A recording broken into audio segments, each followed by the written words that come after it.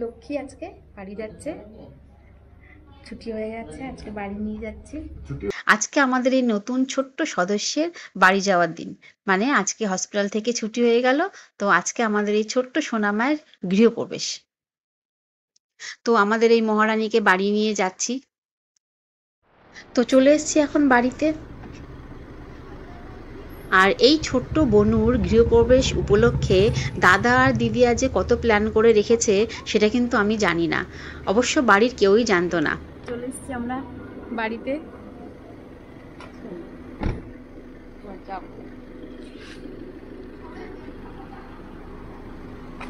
এবার মামাকে তুলতে হবে। আমার সময়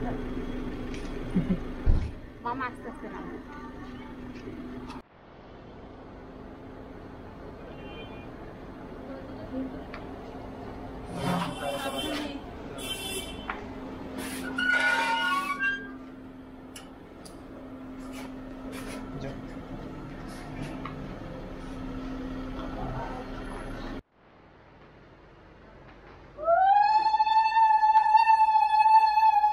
উঠে পড়বে।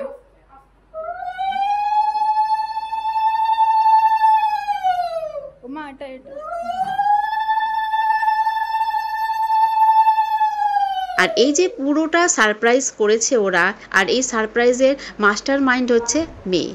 আর এই যে ঘর সাজিয়েছে ওরা, এসব সাজাতে গিয়ে যে সমস্ত জিনিস লেগেছে, ফুল, বেলুন, সবটা অ্যারেঞ্জমেন্ট করেছে হচ্ছে ছেলে। তো দুজন মিলে এত সুন্দর সারপ্রাইজ দিয়েছে, আর বনুর গৃহপ্রবেশের জন্য এত সুন্দর ব্যবস্থা করেছে, সত্যিই আমরা অবাক হয়ে গেছি। প্রিয়া আর তনু আর ওদের পাপা তো একদম দেখে অবাক যে ওরা দুজন মিলে এত সুন্দর ব্যবস্থা করেছে।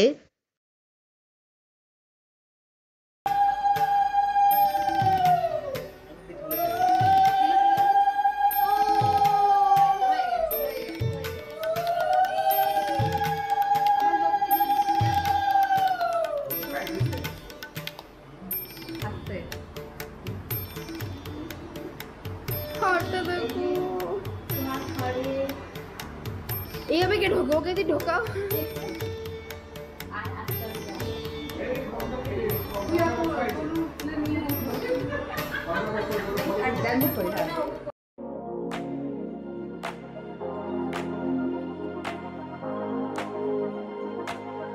গৃহপ্রবেশ হওয়ার পরে মাম্মি পাপার সাথে আমাদের ছোট্ট নতুন সদস্য একটু ফটো সেশন চললো, কারণ এই সমস্ত জিনিসগুলো তো স্মৃতি হয়ে থাকবে।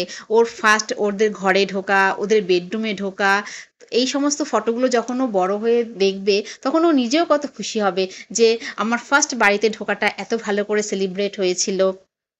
আর এর পরে গেল ওদের বেডরুমে।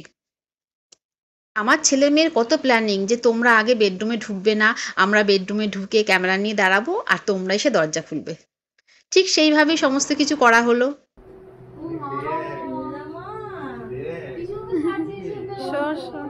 তোমার দিদি আর দাদা ভাই কত কিছু করেছে মাম্মা, দিদিটাই করেছে।